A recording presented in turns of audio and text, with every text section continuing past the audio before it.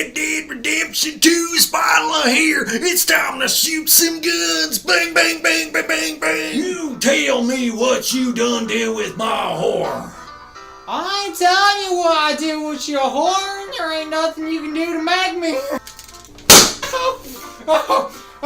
She over there on the train tracks. Oh, my whore. I'm here to save you before that train runs you over.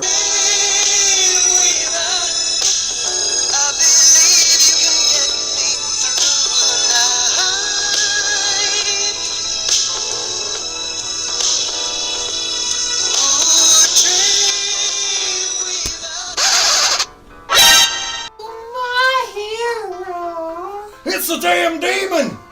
I'm not gonna rescue you! What? Send the train over, run this wench over, I'm out of here! Why, I never!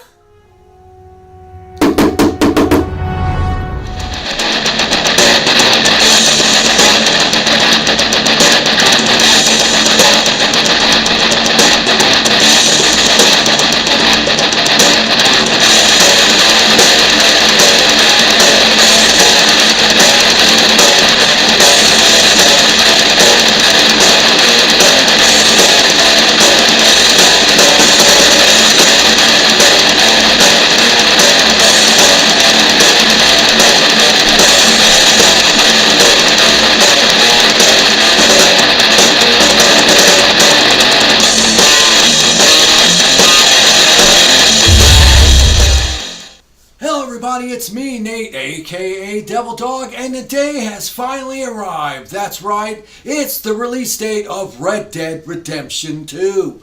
But I decided not only do you have the collector's edition version of this, but you also have this other edition, so I'm going to do an unboxing video first before I show you my epic review. Well, what's the unboxing video for? If it's for Red Dead 2, what are you going to do? Open the case and show you that it's 2 Blu-rays? No, I'm not going to do that. I'm going to do this. The collector's edition of Red Dead. Now keep in mind, this thing right here would set you back about $100, give or take. I think it's like $70, $80, something like that. Maybe it is $100, I don't know. But it's a lot of money for this. And this does not come with a copy of the game, just so you know. This is the collector's box, and what you get in this box. Wow, okay, well... Wow, it's heavy. It's very heavy. Oh, holy shit. That's really heavy. What else is in here? So, I can get the box out of here. The box does come with some really cool artwork on it of some of the characters of the Van der Linde game. I don't know if I'm going to keep it, but this is what you get. A Cornwall locking metal box. Made out of metal. It's a Red Dead Redemption 2. This thing is heavy. I'm not sure how much it weighs, but let's see what you get in this box.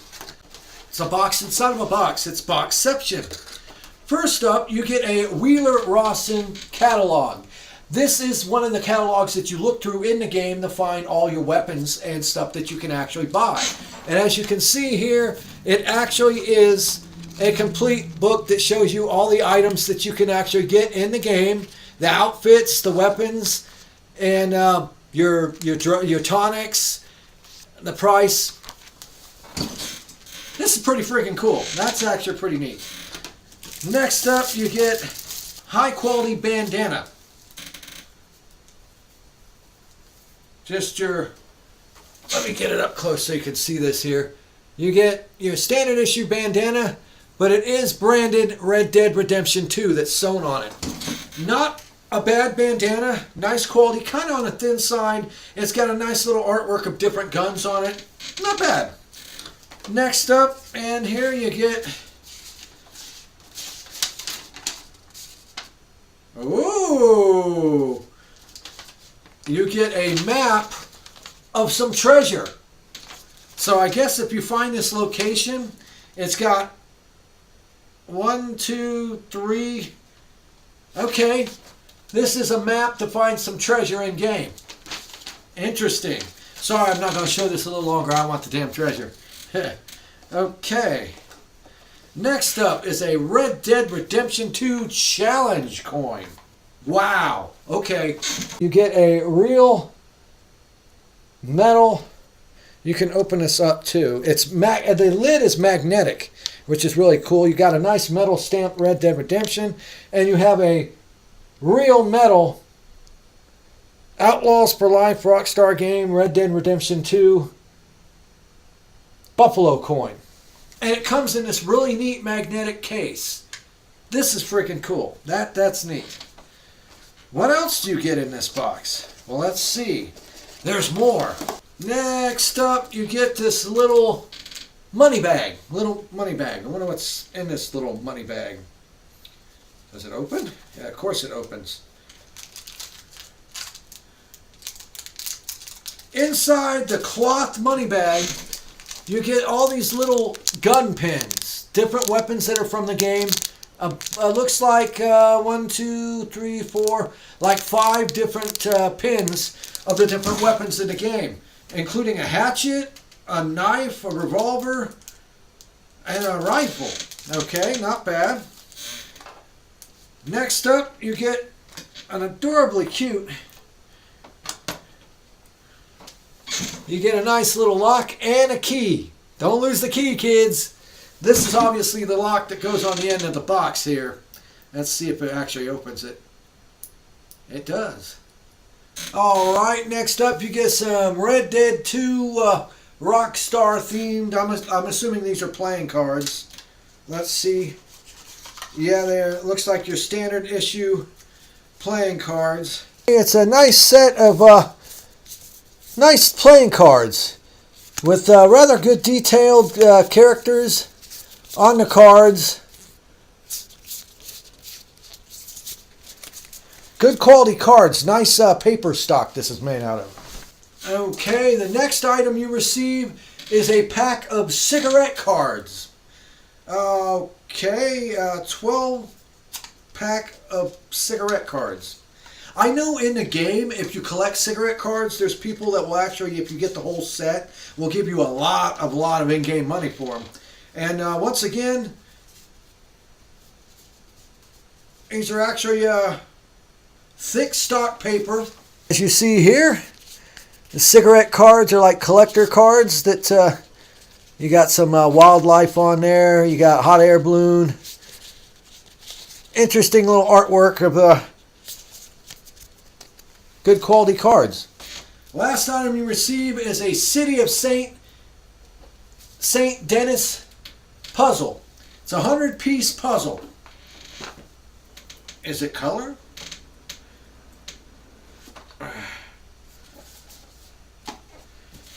Okay, on the inside of the box you actually see what the puzzle is. And it is basically a 100-piece puzzle. And in the bottom of the box it has a Rockstar Games logo. Not bad. Comes in a little zipper bag too, which is kind of nice. Oh, that's what you get in this special edition box of Red Dead. Keep in mind, you do not actually get the game with this. You just get all the swag instead. You get a branded Red Dead Redemption 2 bandana, your St. Denis 100-piece puzzle. You get your Red Dead Redemption 2 challenge coin. This is cool. Then, of course, you get your Red Dead Redemption 2 pin set. Put that in there. In a nice little cloth money bag. You get your map that actually shows a secret location in game where to find some neat loot. Your pack of cigarette cards. Your pack of Red Dead Redemption 2 playing cards. And of course, your Wheeler, Rawson and Company catalog. With your nice little lock here. Just put that bad boy on there. Lock your stuff up. And don't lose the key. Fortunately, the key looks like a standard issue key, so you might be able to replace it. But that is what you get in the Red Dead Redemption 2 Ultimate Collector's Box. Once again, you do not actually get the game. But this is a good quality item. It is a nice metal box. I thought it was going to be a little bit larger, but the build quality of everything in here is top notch. Honestly, the card stock they use for the cigarette cards and the playing cards is really good quality. Even the paper that the map was printed on was good. The catalog is really cool. I mean, you can actually use that to help you browse instead of using the game. And in the end, this is a hell of a neat item to add to my collection. But let's be honest, the reason why you clicked on this video is not for the unboxing. Well, maybe it might have been. It's for my review of Red Dead Redemption 2. Was it worth the wait? Stay tuned to find out. Hello everybody, it's me, Nate, aka Devil Dog, and I'm back with an epic review for Red Dead Redemption 2. First of all the footage I will be showing will be from the first couple hours into the game, so there will be really no main story mission spoilers. I want to make sure that you get to experience this fantastic game yourself, because it is a doozy. This game was developed by Rockstar Games and published by Rockstar Games, and was just released on October 26th of 2018, finally, for the PlayStation 4 and the Xbox One, and is a prequel to the 2010 smash hit, where this time you play as Arthur Morgan in the Vanderlyn gang, and pretty much they have to keep moving to avoid the law that's hot on their heels after the epic Blackwater Massacre in 1899 goes bad. Now, the game size is the largest in Rockstar gaming history, and it runs off of the Euphoria game engine. So the physics in this game, hands down, are very unique. I mean, it's not really canned animations. It does have some, but for the most part, they use the structured AI of the physics engine to pretty much come up with its own animation on the fly, and pretty much means just about every time you do something, it's going to look different. This game's total ability to have fire effects that are so realistic of stuff burning, the snow deformation, and more is totally phenomenal. I mean, hands down, this game from start to finish is actually a really, really good game. Now, keep in mind, when you're out in this epic adventure, you'll have to deal with not only a bunch of bad guys you'll have to be shooting, but 200 different animal species that have a fully functioning food chain. Now, because after all, we all remember what would happen in the first Red Dead, where you'd be out in the forest and get attacked by some sort of big-ass grizzly bear or something. That blame horse dropped me off in the middle of the forest. I ain't got a gun with me. Oh my God, here comes a killer grizzly bear!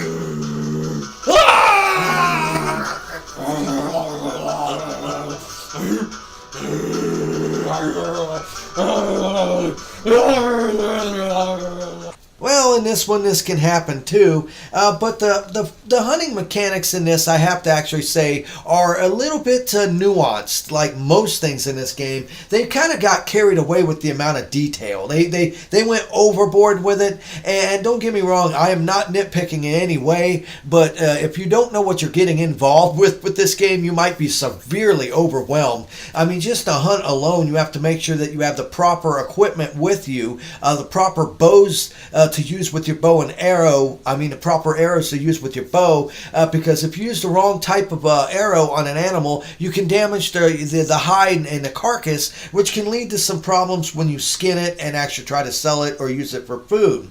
Now, like I said, with the 200 different animal species and their working food chain, that's just the least of your worries, considering in this game you must eat to survive, take care of your character, and even at certain points, if you get dirty, you'll have to actually bathe. Because if you try to go into certain areas in this game and you're all unkempt and stinky and dirty, people will pretty much treat you like crap. Now, you can pay good money to go and have some ladies clean you, which is actually kind of an interesting cleaning mechanic that you can do as well. But I found the best trick is just to find a lake or a creek and just go swimming in it, and you can clean yourself off that way for free. Now, as you progress through this game, you also have to deal with the fact of your character's hair growing, which, much like Geralt from The Witcher, is actually pretty damn interesting. You can go to different barber shops and have different haircut styles done, or if you want to have a big woolly beard that looks pretty damn realistic, you can pretty much just let it grow rather large. Now, one of the main mechanics of this game as you progress through the roughly 60-plus hour main story missions is as you progress, you'll have to constantly move along with your gang and set up camp at different locations. And while you're there, you want to try to keep the spirits up of all your members by going out and hunting for food, talking with them, doing side missions, quests, drinking with them, smoking cigarettes, playing different games like poker, dominoes, and even five finger fillet. And as you progress through, you'll pretty much earn the respect of the gang members and have them to where they can go out with you on certain quests and open up a bunch of neat little features like that. Now, of course, the main thing with this has to be, that was the worrisome thing, at least for me at first, was the horse bonding mechanic. But fortunately, I can say it's nowhere near as bad as you would actually expect. I mean, pretty much you do stuff by feeding your horse food, patting them, cleaning them, talking to them, leading them by their reins, and overall just trying to be a nice guy with your horse. And as you progress with this, the levels will go up. Your horse will get better with you in terms of staying calm during gun battles, not running off, and overall just being a smarter, more friendlier horse. The only problem is your horse can be killed. Meatloaf, me and you been across the skies and valleys and streams, and we've been together so long that we've formed a bond. A bond together that cannot be broken, Meatloaf. You are the best horse, and I love everything about you. I'll be right back, and we can ride on into the sunset right after I grab me a nice cold sarsaparilla. Howdy. Howdy. Woo! Oh no, Meatloaf! No, Meatloaf! Oh, Dad, limit, you son of a bitch! I'm gonna get you for shooting my horse! Oh, Meatloaf! Damn! And after all the time I spent building a bond with this stupid horse, now what am I going to do? Oh, well, that's a nice looking horse. You know what, horse? You good looking horse. I'm gonna call you Twix, and we're gonna go far and wide across the valley. Now, when this happens, you can get certain things where if your horse's stamina bar and their health goes down, you can give it like health potions to help it. But if your horse dies, that's it. The horse is dead. And you'll have to take your saddle off of it, your bag. And if you don't, you'll lose items that way. So, the trick that I've learned with this is get one horse you really like, get him bonded pretty good, and stable him. Stable that horse and keep him as a backup. And then bond with a second horse. Always keep a secondary horse with you just in case, because I have had instances in this game where the bad guys will actually go and shoot my damn horse instead of me to pretty much stop me from getting away from them, which does make sense if you think about it, but in the end it can be a pain in the ass. So you don't want to have to reload your game. That's the easy way of pretty much taking care of that, is just have a backup horse. That seems to work really well. Now, along with the main story quests in this game, there are tons of side quests, different NPC characters you meet along the way, which you can have full dialogue conversations with them, multiple different dialogue choices, and I'll tell you what, hey, Mass Effect, this is how you do dialogue choices in a game. This actually affects the outcome of so much based on just how you treat people. If you find somebody, like I found a guy hanging off the edge of a cliff, I decided to kill him, and in the end, some interesting things happen that are completely different than if you save them.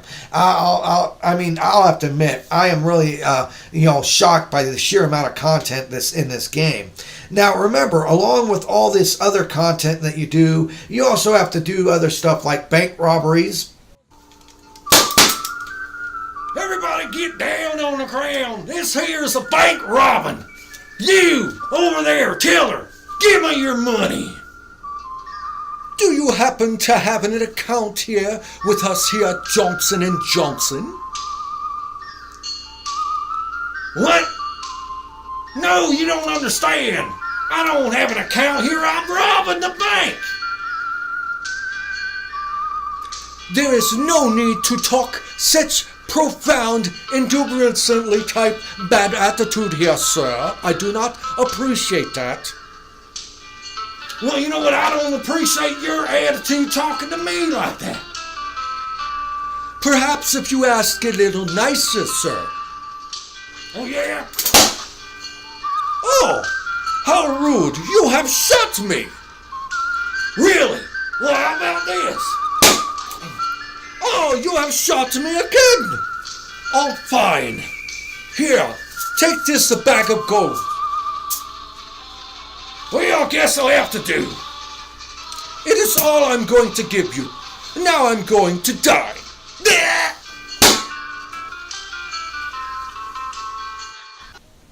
You can have epic hunts with epic animals that you can get certain items. Here's a little hint. Early on, if you get a chance, I think out near Valentine is the name of the place, you can do an epic hunt for a certain, I think it's like a deer or something, and you can get his antlers. Once you get his antlers, you can trade it in for some items that can actually lead for some really good upgrades.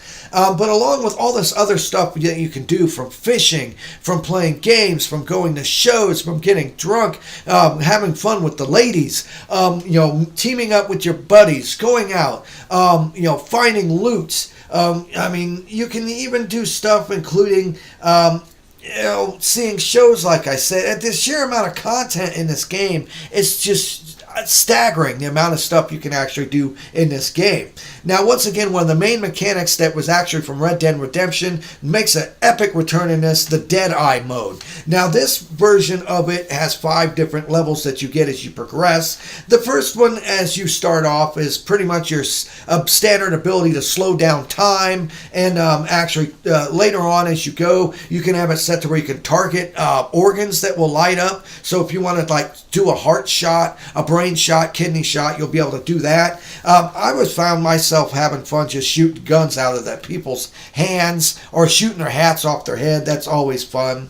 Now, along with dealing with having to shoot your guns, it's not as bad as I thought, which is really thank God. But make sure before every single time you go into a battle and you're going to be having to shoot people, make sure to keep your guns in good working condition. You'll have to clean them constantly. I mean, now you can buy certain holsters and stuff like that to slow the degradation to your weapons, which I highly recommend. In fact, it's kind of like a godsend if you actually have stuff like that. But you will have to constantly make sure that you're taking care of your weapons, making sure that they're fully functional and clean so they don't jam on you, mess up, or anything like that in the heat of battle. I mean, along with that is so many customization options in this game. You can even customize not only your character of constant outfits, because you got to think, if you're up in the snowy areas, you better make sure you have a big thick woolly coat on or you'll freeze to death, and vice versa. If you're out in the arid desert, make sure that you're not dressing with a lot of clothes on or you can actually die of heat stroke. It's actually immense, the amount of detail that is in this game. You can even customize your horse to have them have braided tails, have their manes different, and I mean, it's staggering. And even when you buy a weapon, you can go in and look through a full-fledged catalog to actually buy the items that you need.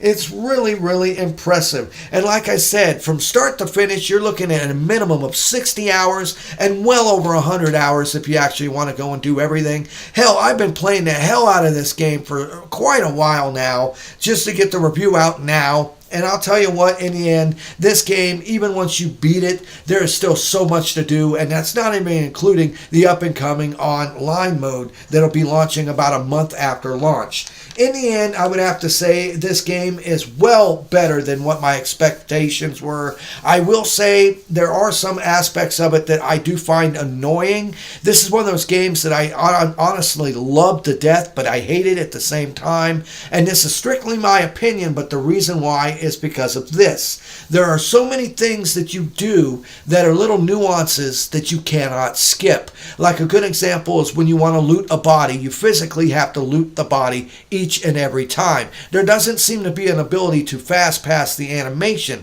Same as when you're skinning animals. While the detail is phenomenal of actually physically showing you skin the animal and get meat from it and everything, but after the 30th or 40th time of doing it, you kind of wish you could kind of just press the button and skip it. Now, I do know that that's just a minor nitpicky thing to complain about in this overall epic, fantastic game, because the voice acting is fantastic. The overall level design is friggin' the best I've seen around. The character the way they evolve, and they actually, just the writing of these characters and how they progress through the story is such a better story. I can't believe I'm even saying this. I love this story better than I love Red Dead Redemption's. And that's saying something. Just keep in mind, this is what you call a slow burn game. This is not something that's fast paced. It's got tons of fast paced action in it. But in the end, this game, hands down, will have you doing so much. And it takes a long time to get through this game, man.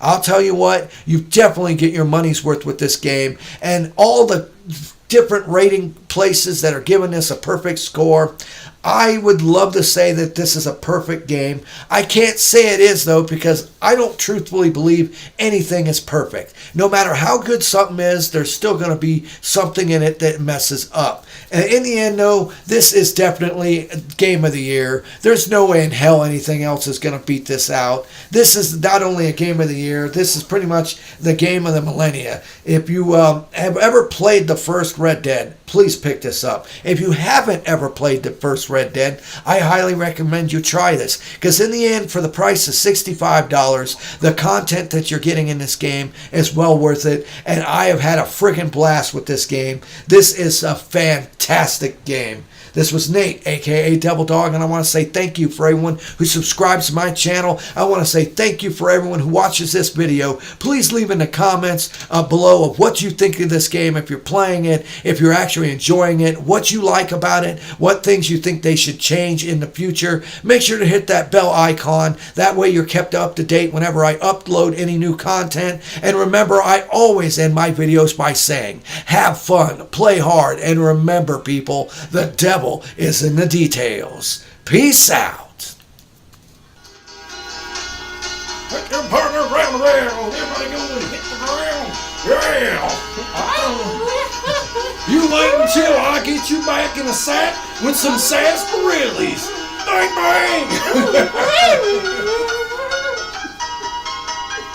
bang.